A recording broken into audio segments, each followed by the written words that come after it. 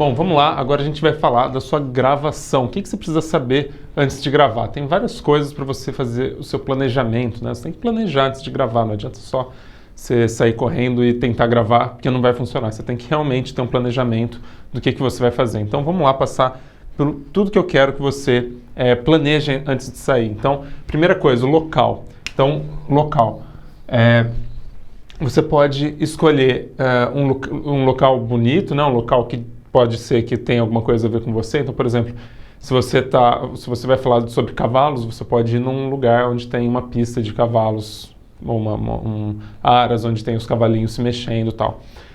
Se você vai falar sobre plantas, talvez você tenha que ir numa estufa, né? Coisas do tipo.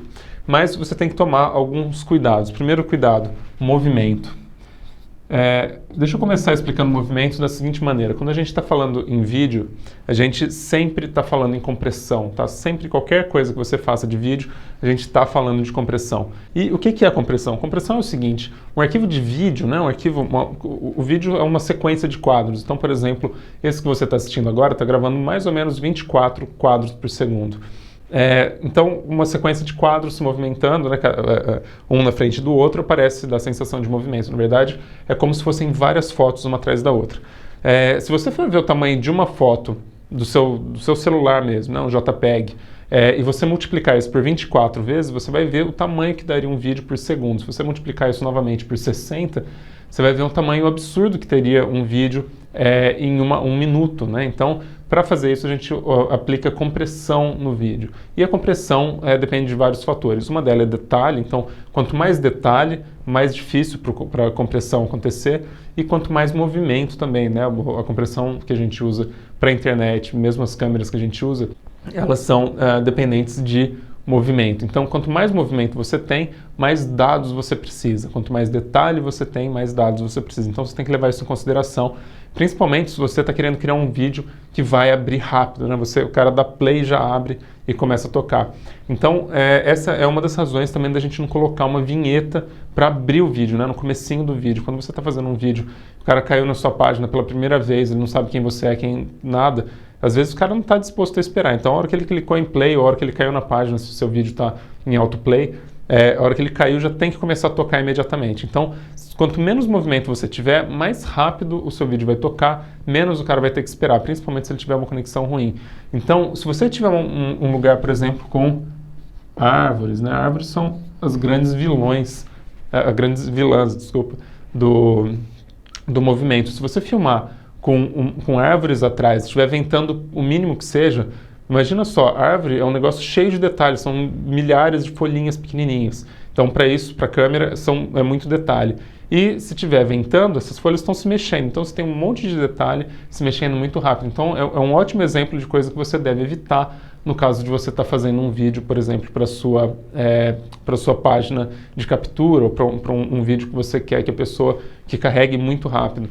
Então, evita a árvore, evita qualquer coisa, bandeirola, qualquer coisa que estiver atrás de você que esteja mexendo bastante. Normalmente, a gente tenta procurar fundos sólidos ou fundos estáticos, tá? Então, por exemplo, um lugar que eu gosto de filmar aqui na Holanda é o estádio do PSV, o estádio do time da cidade. Então, o estádio é um lugar bonito, é um lugar que as pessoas sabem o que é, elas veem, elas sabem o que é, mas, ao mesmo tempo, é um espaço onde não tem nada mexendo. Não sei, lógico que tiver uma torcida em um jogo, mas eu sempre vou lá quando está vazio, né? E eu filmo lá dentro, eu tenho um espaço bonito, tenho um espaço legal que não se movimenta. Então, se você conseguir achar um lugar mais ou menos nesse esquema, para você é melhor. Lógico, se você estiver falando sobre alguma coisa, por exemplo, carro de corrida, e você tem que ir numa pista de carro de corrida, aí é lógico, não tem jeito de você fazer de outra maneira. Ou de cavalos, ou sei lá, o que é que você pode estar fazendo. Mas se você puder evitar esse fundo se mexendo muito, ajuda na compressão, seu arquivo vai ficar menor e a qualidade do seu vídeo, do seu rosto vai ficar melhor, tá? A compressão no seu rosto vai ficar melhor. E outra coisa que você tem que evitar, a hora que você for procurar o local, é o sol direto. Cara, sol direto, você está vendo que no meu rosto agora não tem nenhuma sombra dura, né? Que a gente chama de sombra dura, é aquela sombra que fica bem escura. Por quê? Porque eu estou usando a iluminação que a gente chama de iluminação soft, iluminação suave, que está toda difusa.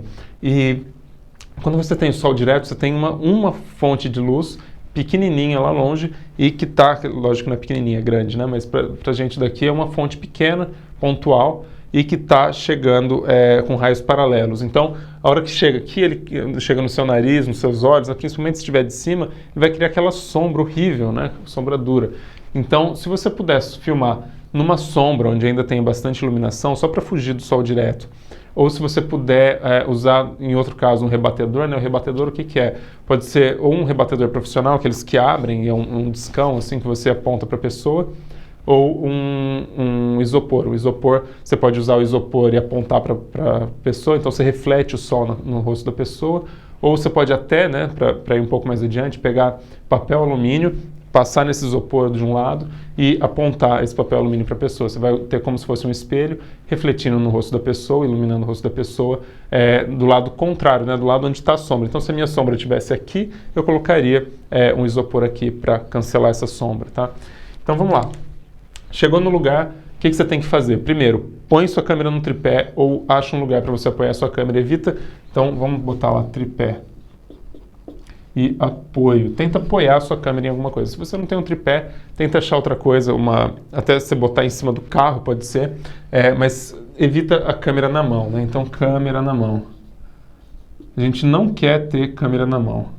E por que isso? Porque a câmera na mão, lembra que eu falei que a compressão depende do movimento? Se você tiver uma câmera na mão, inevitavelmente você vai tremer, né? Você vai ficar movimentando um pouquinho sua mão.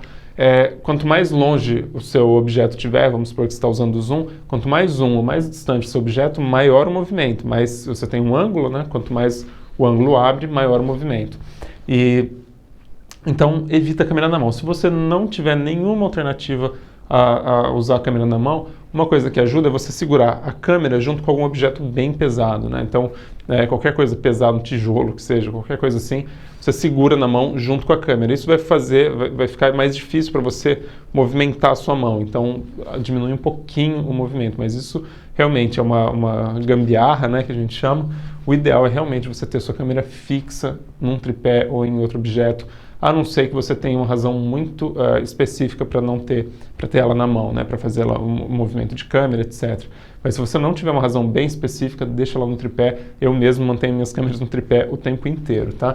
E você pode comprar tripés, os tripés que eu uso, lógico, são tripés profissionais, mas se você quiser comprar um tripé mais barato, no Mercado Livre tem dezenas de opções. Só você tem que ter certeza que o tripé chega pelo menos, né, a cabeça do tripé chega na altura dos seus olhos. Então, no meu caso, eu tenho 1,90 m, eu preciso de um tripé que chega pelo menos até 1,80 m, mais ou menos, para estar na altura dos meus olhos. Então, leva isso em consideração também. Então, beleza, estabilizou. O que mais que você precisa saber? A hora que você vai começar a gravar, não importa qual câmera você tiver, você tem que usar o modo manual da câmera. Você pode ter uma câmera que funciona no automático ou no manual, e você pode escolher isso em boa parte das câmeras. O que quer dizer isso? Se você deixar no automático, sua câmera vai tratar exposição, que é a quantidade de luz que ela está recebendo, o branco, que é como ela está interpretando a cor da luz que ela está recebendo, e o foco automaticamente. Então, o que quer dizer isso? Branco. O branco é o seguinte, a luz do sol é mais azulada, ela tende mais para o azul. A luz de dentro de casa, por exemplo, é mais alaranjada.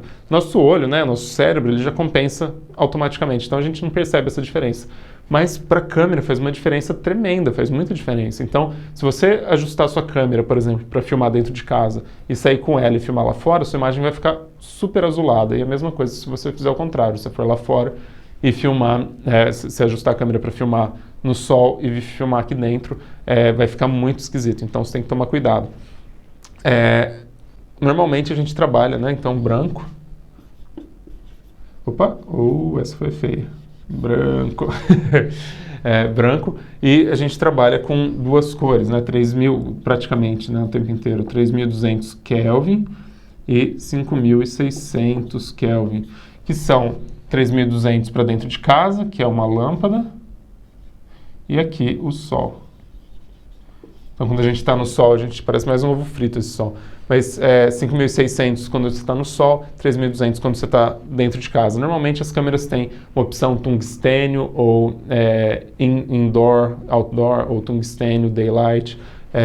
Aí depende da sua câmera. Os celulares, né, que nem o iPhone, eles têm isso automático. Então, quando você bota a câmera lá fora, ele está mudando. Então, por exemplo, se passa alguma imagem vermelha, traz alguma... Vamos sempre pensar que você está falando com uma rua atrás. Então, se você estiver falando e a câmera está olhando a sua imagem com a rua atrás, ela está falando, ok, eu tô do lado de fora de casa e tá 5.600 Kelvin, eu estou no daylight. Aí passa um caminhão laranja atrás de você. O que ele vai falar? Ué, a imagem está laranja, né? O celular vai pensar, né? O computador do celular.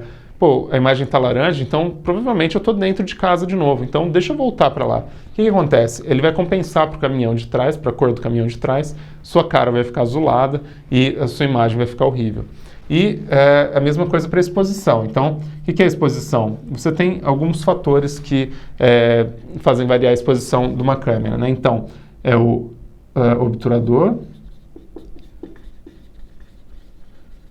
a íris e o sensor, né? O sensor, ou ISO, que é a sensibilidade do sensor. Então, esses três fatores também, normalmente, na maioria das câmeras, você não tem como alterar todos de uma vez, mas em câmeras DSLR, né, como a Canon T3i, a Canon 5D Mark III, etc., elas têm controle individual para cada um desses. Isso é muito bacana. Mas, normalmente, as pessoas gravam com isso tudo no automático. Então, o que acontece? Vamos lá, você está filmando de novo com a rua atrás. Então, tem o asfalto, está escuro, os prédios estão escuros, de repente passa um caminhão branco atrás de você. O que acontece? Sua câmera olha e fala, nossa, ficou tudo branco, então deve ter aumentado muito a luz, eu vou abaixar tudo. E aí a câmera compensa para aquele branco que está atrás, ela baixa a luz de toda a cena. O que acontece com o seu rosto? Fica escuro e ela está expondo, na verdade, para o caminhão. Algumas câmeras são um pouquinho mais espertas, elas identificam o que é um rosto e elas tentam sempre marcar para o rosto, mas mesmo assim não funciona 100%. Então, se você deixar a exposição travada, né, então você vai lá e expõe para o rosto. Não importa se passar um caminhão preto, um caminhão branco atrás, ela vai estar sempre com a mesma exposição. Por isso a gente quer manter a exposição no manual. E o foco é a mesma coisa, né? Então, vamos lá, novamente. O que é o foco? O foco é a parte que está... que a gente fala está em foco, mas é a parte que está nítida na imagem contra a parte que está fora de foco, que é a parte que está difusa, né? Então, quando você vê uma coisa que está mais perto da câmera que está em foco, o fundo está fora de foco. Por que foco é importante? Por que é importante estar com foco no manual? Porque é a mesma coisa. Você está lá gravando na rua e tem um caminhão que vai passar atrás. Então, a câmera está olhando para o seu rosto e está fazendo foco no seu rosto. Às vezes o caminhão passou atrás, a câmera fala, olha, tem uma coisa em movimento ali, deixa eu ver o que é. Aí ela vai, faz o foco atrás e volta para o seu rosto. Isso quer dizer que a câmera vai ficar indo e voltando esse foco o tempo inteiro, ou tentando ajustar o foco no seu rosto, dependendo da quantidade de luz. Às vezes ela não consegue acertar o foco direito. Então, se você deixar o foco fixo, é uma coisa a menos para a câmera tentar adivinhar. Então, isso ajuda bastante. Como que você acerta essas coisas? Se você tiver uma câmera DSLR, você pode desligar o foco automático direto na lente e ajustar pelo anel de foco. Você pode ajustar a exposição pelo menu e o branco pelo menu também. Num iPhone, por exemplo, é diferente. No iPhone, você vai ter que, a hora que você estiver vendo a pessoa, né, no seu iPhone, você vai apertar com o dedo no rosto da pessoa e o iPhone vai expor para aquele rosto e vai travar o foco e vai travar o branco.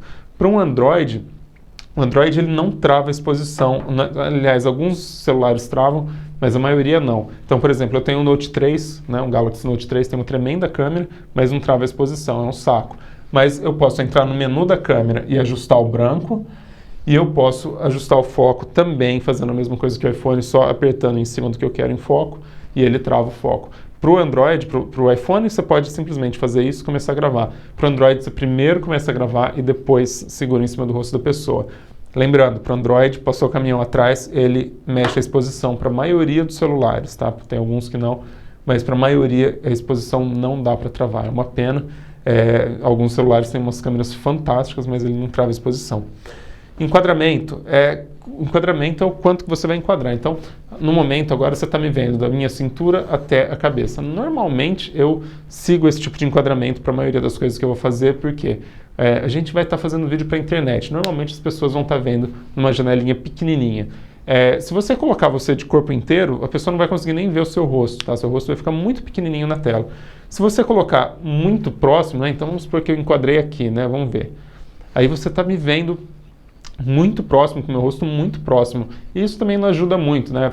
Fica muito intrusivo, fica muito próximo da pessoa, fica desconfortável para quem está assistindo, né? Tem gente que acaba gravando, cortando o queixo e a testa, assim, fica super próximo. Eu não gosto disso, eu acho que fica extremamente desconfortável. A gente quer passar o máximo de conforto possível para quem está assistindo a gente. Então, normalmente, o que eu sigo é da cintura até a cabeça. Outra coisa, cuidado, então vamos lá, proximidade e cintura até a cabeça. E outra coisa que é importante é que o quanto que tem que sobrar de espaço em cima. Esse é um erro comunzaço, assim, todo mundo comete esse erro, eu vejo isso o tempo inteiro. A cabeça da pessoa, os olhos da pessoa, elas não têm que ficar no meio da tela, tá? Então, quando você for filmar alguém, ela tem que ficar mais ou menos do jeito que eu tô aqui, sobrando um pouquinho de espaço para cima da cabeça. Realmente, se você pedir para ela colocar os 4 dedos, é para ela não aparecer o último dedo, aqui ó, o meu último dedo. Então, é para você não ver o último dedo da pessoa. E se você deixar ela com a cabeça no meio, você vai ficar com espação para cima, não é assim que enquadra, tá? Outra coisa, se você tiver que gravar com a pessoa fora do centro, né? Às vezes é bacana, que nem agora eu estou explicando, você sempre vai ter a pessoa olhando para o outro lado, a pessoa olhando para o centro da câmera, você nunca vai ter a pessoa assim. Se eu ficar aqui, para você fica esquisito, não fica? Fala assim, então, olha, por que eu estou virado para lá? Agora, se eu estiver virado para cá, se eu estiver totalmente virado para cá, ainda fica fácil de você entender por quê, né? Falar, então, eu estou falando para cá. E a mesma coisa para cá. Então, se eu estiver falando aqui, fica fácil de você entender por que eu estou olhando. Se eu começar a olhar para cá, explicando para você, você não vai saber por que eu estou virado para cá. Fica muito esquisito, né? Então, é isso para enquadramento. Áudio. Cara, tão importante quanto o roteiro, não é tão importante quanto o roteiro, mas a segunda coisa mais importante do seu vídeo, na hora que ele estiver pronto, lógico, a primeira coisa é o seu roteiro. Você tem que escrever o roteiro muito, muito bem. Mas a segunda coisa é o áudio bem gravado. Cara, se a pessoa estiver vendo o seu vídeo, tiver com enquadramento ruim, com um branco horrível, com exposição horrível, estiver chacoalhando a câmera, estiver com o fundo movimentando, isso tudo passa, tá? Não é bonito, mas passa. Agora, áudio ruim não passa. Se você tiver o áudio ruim, se a pessoa tiver que se esforçar para entender o que você está falando, ela vai sair do seu vídeo. Por melhor que seja o seu conteúdo, se o seu áudio não estiver bom, a pessoa sai do seu vídeo. Então, a gente tem que tomar todos os cuidados para gravar com uma melhor qualidade. A gente pode fazer isso com um gravador. É o que eu estou fazendo agora. Eu tenho um gravador aqui no meu bolso de trás, com o qual eu estou gravando com um microfone de lapela. Um gravador não custa muito caro, então, por exemplo, você pode comprar um gravadorzinho da Sony por cerca de R$150 no Mercado Livre. E você pode usar o seu celular para gravar também. Celular. Lógico que você vai precisar de 2 celulares. Se você estiver usando um celular para gravar, você vai ter que ter outro para gravar o áudio, né? Um para o vídeo, um para o áudio. Tem mais uma coisa que você pode fazer. Você pode ter um microfone de lapela, né? Então você pode gravar só com gravador ou só com celular também, né? Você pode ter uma camisa de bolso ou se você estiver usando uma jaqueta com um bolso aqui, você pode pegar o seu celular, ver onde que é o microfone dele, normalmente na parte de baixo. Você coloca ele aqui dentro do seu bolso com o microfone apontado para o seu rosto. O que você tem aí? Microfone de lapela, mesma coisa. Microfone de lapela é um microfoninho que vai aqui apontado para a sua boca. Esse celular vai estar aqui no seu bolso apontado mais ou menos para a sua boca. Mesma coisa, dependendo do seu gravador não for muito grande. Esse gravador que eu falei da Sony, por exemplo, né? Ele é fininho, pequenininho, com o microfone em cima. Você pode pegar, ligar a gravação dele, botar no seu bolso e ele vai estar apontado. Evita ficar segurando o gravador na hora que estiver falando, ou um microfone de bastão. Isso é bom quando você estiver entrevistando alguém, coisa assim, mas pro vídeo que você vai fazer na internet e tal, isso aqui é o mínimo de distração. Então, você não quer ter nada na sua mão balançando, coisa assim. A mesma coisa vale para o celular. E aí você pode ter um microfone de lapela. Microfone de lapela, como eu já disse, é aquele microfone pequenininho que vai na sua lapela, né, na sua camisa ou na sua camiseta. No caso, eu estou usando um aqui, mas eu colo o meu microfone de lapela no meu peito com uma fita adesiva, depois eu tiro, arranca todos os pelos. Mas pelo menos fica mais bonito, eu gosto mais de usar assim do que o microfone de lapela pendurado na minha gola, por exemplo.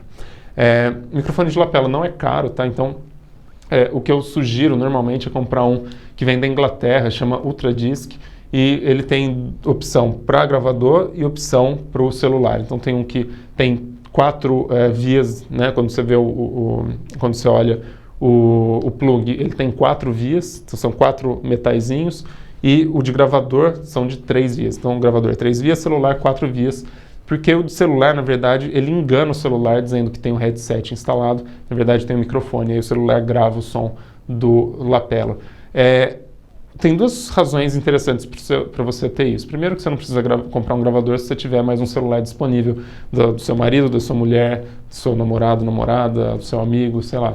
E outra coisa é que você pode ligar esse lapela no seu celular, porque você pode comprar até fios de 3 metros. Então, se você botar a câmera mais ou menos a 2 metros de você, dá para você passar botar o fio no celular, trazer ele por dentro da sua camisa, prender aqui, e se você enquadrar sem pegar o fio, você consegue gravar direto no celular com o áudio já, sem ter que gravar com um gravador separado. Então, seu celular vai estar gravando vídeo, áudio, e o áudio vai vir pelo lapela até o seu celular, e você vai ter já um arquivo pronto para editar e soltar na internet. Você não precisa nem juntar com um segundo áudio, né? Então vamos lá. Agora, a hora que você for gravar, cara, a hora que você for gravar, você tem uma técnica para falar, tá? Você não pode chegar. Então, primeiro, você vai olhar para a câmera, você vai estar sempre olhando para a lente. Se você tiver, por exemplo, uma câmera que tem um LCD do lado, às vezes a gente abre o LCD para a gente poder olhar o que está. Eu estou com um aqui do lado. Mas se eu olhar para o LCD aqui, você vê que eu estou olhando para o lado, né? Às vezes eu dou uma deslizada, dou uma espiadinha para ver se eu estou no meio da tela. Mas olha para a lente da câmera. Se você estiver olhando para a lente da câmera, você vai estar olhando para o olho da pessoa com quem você está falando. Isso, psicologicamente, é muito importante. Então, sempre olhar para a lente. Segundo, você pode... A hora que você for ler, né, normalmente as pessoas fazem o seguinte, elas respiram e aí começam a falar, e assim, falando e murchando, e aí daqui a pouco respira de novo, e aí começa a falar. Só que o que acontece quando você faz isso? A hora que você dá essa tremenda respirada e começa a falar, você está com o pulmão cheiaço de ar, né, e vai saindo você vai murchando, como se fosse murchando. Na verdade, quando a gente vai conversar, né, quando a gente vai falar para a câmera, ou gravar o áudio de narração, né, o que a gente faz é o seguinte: a gente respira fundo, a gente solta todo o ar e aí a gente começa a falar. Outra coisa, antes de você começar a falar e depois de você terminar, você tem que deixar pelo menos 2 ou 3 segundos, que a gente chama, que é um espaço que a gente deixa para edição. Se você fizer assim, ó, então vamos lá, agora a gente vai falar. O que acontece? Você não tem onde cortar na edição. Então, o que você quer? Você quer ter um espaço de corte. Então, como que eu faria, por exemplo, para falar bom dia para vocês? Faria assim. Bom dia, pessoal. Aqui é o Ivan, entendeu? Então aqui é o Ivan do Video Express. Mas eu respiro, expiro, e aí eu conto até 3 ou 2 mentalmente, né, olhando para a câmera, e começo a falar. A hora que eu terminar, eu falo, então tá bom, então é isso aí, pessoal, até mais. E aí eu espero mais um pouquinho e deixo. Esse espaço que eu estou deixando é o corte, tá? Às vezes, eu mesmo que gravo vídeo o tempo inteiro, que tenho faculdade, experiência nisso, eu deixo isso passar várias vezes. Mas é muito importante você se lembrar disso, que vai te ajudar muito na edição, você ter esse espaço no começo e no final. E, lógico, se você sempre fizer essa parte de respiração, muito melhor também. Às vezes você não vai conseguir decorar todo o texto, né? Às vezes tem muito texto para você decorar. Então, uma coisa que eu faço é gravar o texto. Então, eu vou lendo o texto. Então, vamos supor, tem um parágrafo. Eu falo um parágrafo, eu falo o comecinho do próximo parágrafo, e aí eu volto atrás. Aí, novamente, eu gravo. Então, vamos chamar parágrafo 1, 2, 3. Então, eu vou falar todo o parágrafo 1 e as primeiras palavras do parágrafo 2. Quando eu for começar de novo, então vou ler agora o parágrafo 2. Eu vou voltar no finalzinho do parágrafo 1, ler o finalzinho do parágrafo 1 e vou começar a falar inteiro o parágrafo 2 e falar as primeiras palavras do parágrafo 3. E a mesma coisa para o parágrafo 3, eu vou voltar um pouquinho no final do parágrafo 2, falar e começar a falar o parágrafo 3 em seguida. Por quê? Se você começar, então vamos supor, eu falei o parágrafo 1, terminei, aí murchou. Aí eu vou lá respirar fundo de novo. E aí eu começo a falar o parágrafo 2. A hora que você for cortar de um parágrafo para o outro, você vai estar com uma diferença muito grande na entonação da sua voz e na impostação da voz. Então você termina assim, cansado, e aí você começa falando com toda a energia de novo. Então não é isso que você quer. Você quer realmente manter uma linearidade na sua impostação e na sua entonação de voz. Então, a melhor técnica que eu posso falar é essa. Você fala um pouquinho depois e você começa um pouquinho antes, sempre que você for começar um parágrafo novo. Isso vai te ajudar muito, muito a manter a entonação e a impostação da sua voz. Então é isso para a gravação e até o próximo vídeo.